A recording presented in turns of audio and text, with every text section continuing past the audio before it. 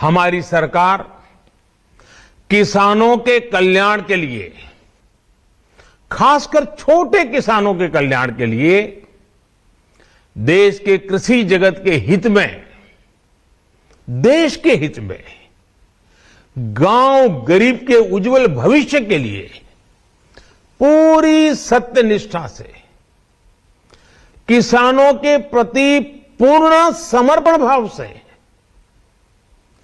नेक नियत से ये कानून लेकर आई थी।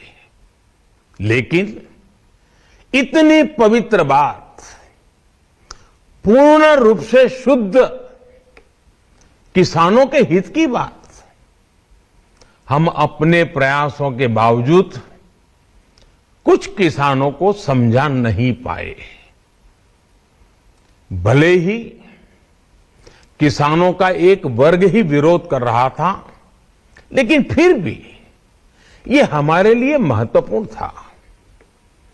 कृषि अर्थशास्त्रियों ने, वैज्ञानिकों ने, प्रगतिशील किसानों ने भी उन्हें कृषि कानूनों के महत्व को समझाने का भरपूर प्रयास भी किया। हम पूरी विनम्रता से, खुले मन से उन्हें समझाते रहे। अनेक माध्यमों से व्यक्तिगत और सामूहिक बातचीत भी लगातार होती रही। हमने किसानों की बातों को, उनके तर्क को समझने में भी कोई कोर कसर बाकी नहीं छोड़ी। कानून के जिन प्रावधानों पर उन्हें ऐतराज था, सरकार उन्हें बदलने के लिए भी तैयार हो गई। 2 साल तक हमने इन कानूनों को सस्पेंड करने का भी प्रस्ताव दिया। इसी दौरान ये विषय माननीय सर्वोच्च न्यायालय के पास भी चला गया।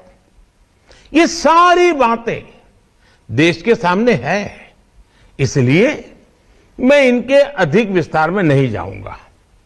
साथियों, मैं आज देशवासियों से क्षमा मांगते हुए सच्चे मन से और पवित्र हृदय से कहना चाहता हूं कि शायद हमारी तपस्या में ही कोई कमी रही होगी, जिसके कारण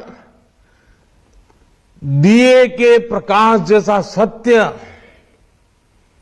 कुछ किसान भाइयों को हम समझा नहीं पाए। आज गुरु नानक देव जी का पवित्र प्रकाश पर्व है। ये समय किसी को भी दोष देने का नहीं है। आज मैं आपको, पूरे देश को ये बताने आया हूं कि हमने 3 कृषि कानूनों को वापस लेने का, रिपील करने का निर्णय लिया है। इस महीने